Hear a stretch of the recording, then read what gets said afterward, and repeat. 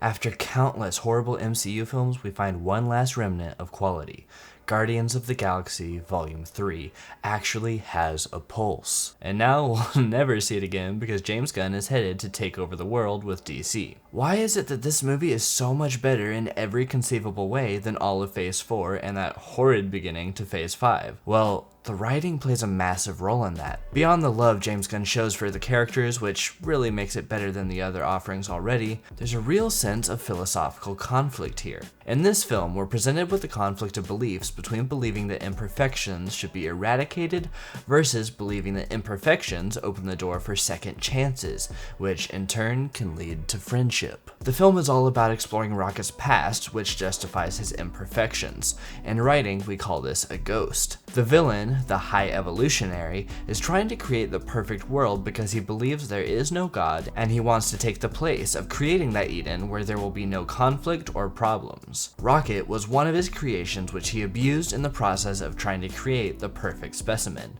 Throughout the previous movies, we've seen how the Guardians bonded through their rough edges and imperfections. It was struggling through those things together that brought them close as a family in the first place. Pitting that dynamic up against someone who would do anything to destroy the broken and build the perfect is a great space for interesting and meaningful conflict. The exploration of these ideas definitely aren't perfect though. Ultimately, there are no lies that the characters live in that they must overcome.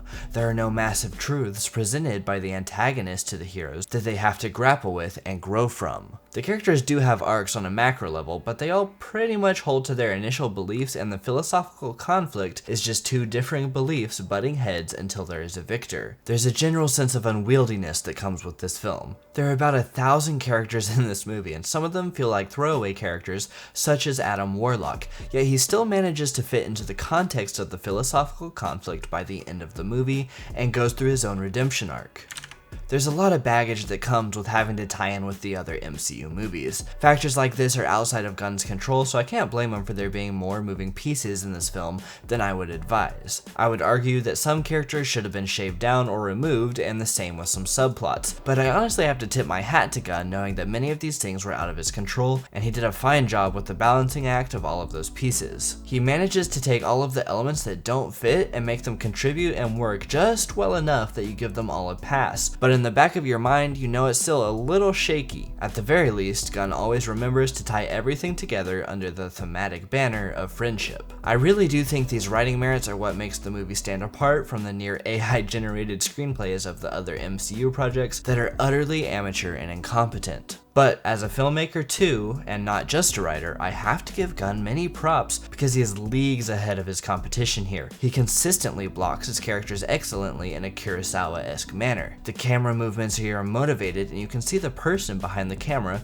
which is exciting. There are even some oneers in the film that captivated me. It opens with a tracking oneer, and there's a oneer action scene in a hallway near the end of the movie that may just be the best executed action scene in all of Marvel's history. The special effects work in these Marvel movies late have been horrendous because Disney rushes and underpays their artists, and I hate them for it, but they are in far better hands here. The integration here between CGI and its actors, or just the practical effects, is near seamless. There are no jagged edges in this one, which is friggin' unheard of. Marvel's last output looked like Spy Kids 3, if not worse, but the art direction and set design here was very visually pleasing, and consistently, I just really enjoyed looking at this movie most of the time. It's crazy what caring about your movie can do to it.